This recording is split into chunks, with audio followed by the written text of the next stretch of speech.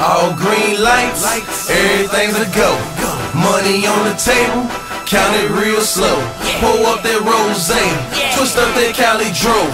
When you hustle hard, don't matter what is hitting for. Now go. What it do, ski son doodlers? It's your boy YfgmBlogTv coming straight out of Cincinnati, Ohio. Now the Boston Celtics, they avoid the sweep from the New York Knicks. They force a game 5 due to the help of Jason Terry, key buckets in the fourth quarter, and also actually not the fourth quarter but in overtime. Now the Boston Celtics, at one point in this game, they were up 20 points, and then they managed to let the New York Knicks crawl back into this game. Now J.R. Smith, he was out of this game for the simple fact because I think he got suspended because of the elbow that he blew and the elbow that he gave, did in game 3.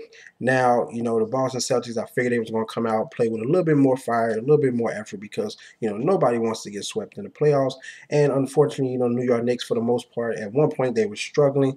Carmelo Anthony couldn't get his shot, couldn't find a shot. Even though he scored a lot of points, he couldn't get his shot going. And then, Raymond Felton, he helped out a lot. He played a major part in the New York Knicks. Now, the New York Knicks, they had a couple chances to wrap this game up, but Melo missed a couple key baskets in the fourth quarter.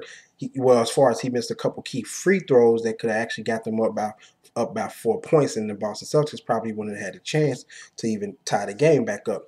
But overall, Boston Celtics, they played good. They did what they were supposed to do, even though they gave up a big lead. And like I tell people now, having leads, big leads in the NBA do not mean anything. A lot of the times, because teams who can score, they can get to either take the lead back or just get it back to a closer game. And that's what the New York Knicks did. But overall, New York Knicks, they did not shoot well at all. They was 34% from the field, 23% from the three, 75%, for the free throw line.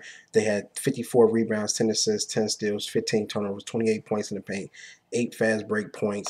The Boston Celtics shot 44%, 36% from the three-point line, 87% from the free throw line, 40 rebounds, 22 assists, 7 blocks, 16 turnovers, 30 points in the paint, 15 fast break points. Now, what kills the Boston Celtics is, I know this is fast break or second chance opportunity points. The Knicks had so many second chance points and was actually, making buckets off of them second chance points too.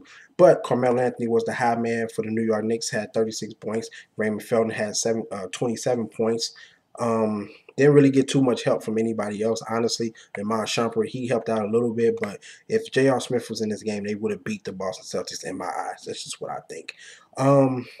Jeff Green had 26 points. Paul Pierce had 29 points. KG contributed. He had 13 points. Jason Terry helped out a lot. He had 18 points. But overall, like I told people, Boston Celtics will be going back to the Garden in New York. The Garden will be pumped up.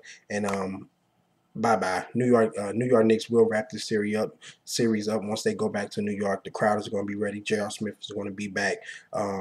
I actually was hearing that J.R. Smith was hurt, but I think he had got suspended because of what the play that had happened from the last game. But anyway, man, you guys tell me, do you think the Boston Celtics can come back and take this series, or do you think the New York Knicks will wrap this up once they get back home? Hit me up on Twitter. Hit me up on Facebook. Check out my previous videos. Comment, subscribe, like, do all that good shit. DatPiff.com, LiveMixtapes.com, download MGM Grand by CJ De Niro. Deuces. And remember, guys and girls, make sure you click the subscribe button, watch the previous videos, and like the videos.